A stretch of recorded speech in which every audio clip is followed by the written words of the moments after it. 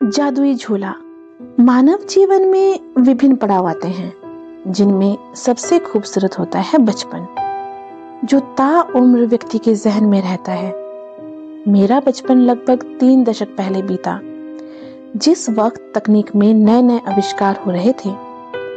मैं अपने बचपन को एक संयुक्त परिवार में अपने चचेरे भाई बहनों के साथ साझा कर रही थी, जहां घर के पुरुष आय जुटाने शहरों में मेहनत मजदूरी करते थे और घर की महिलाएं गांव में ही जमीन, पशु और परिवार आदि संभालती थीं।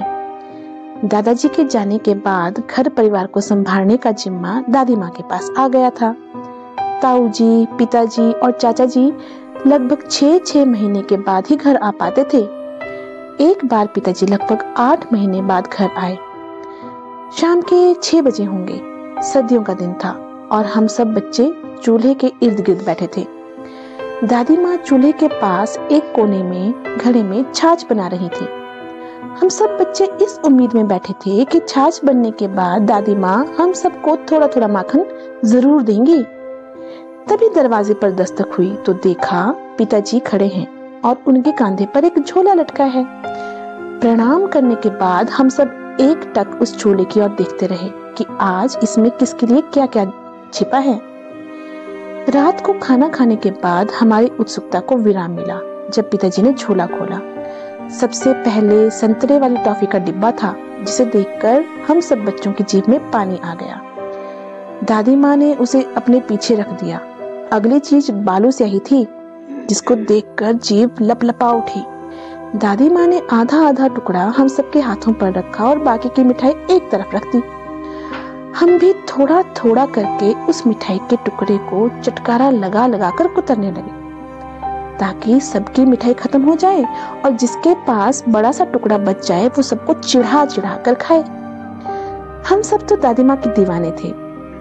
उनका बताया हुआ हर काम हम भाग भाग कर करते थे, क्योंकि उसके बदले दादी माँ कुछ ना कुछ खाने को जरूर देती। अब उस झोले से काम की चीजें निकलने लगी। काली स्याही की टिकिया, जिन्हें दवात में घोलकर उसमें चीनी मिलाकर मुल्तानी मिट्टी लगी तख्ते पर लिखते थे। चीनी मिलाने से अक्षर चमक उठते थे। पिंकू के लिए जूते, मिली के लिए स्वेटर, बड़े भैया के लिए डिक्शनरी और मेरे लिए चश्मा। इसके बाद भी झोला आधा भरा था। उसमें दादी के लिए शॉल, ताई जी के लिए गरम सूट, चाची के लिए कोटी और माँ के लिए परांदा, साथ ही गायों के गलों में बांधने के लिए घंटियां भी थी। उस झोले में सबकी खुशियां भरी हुई थी।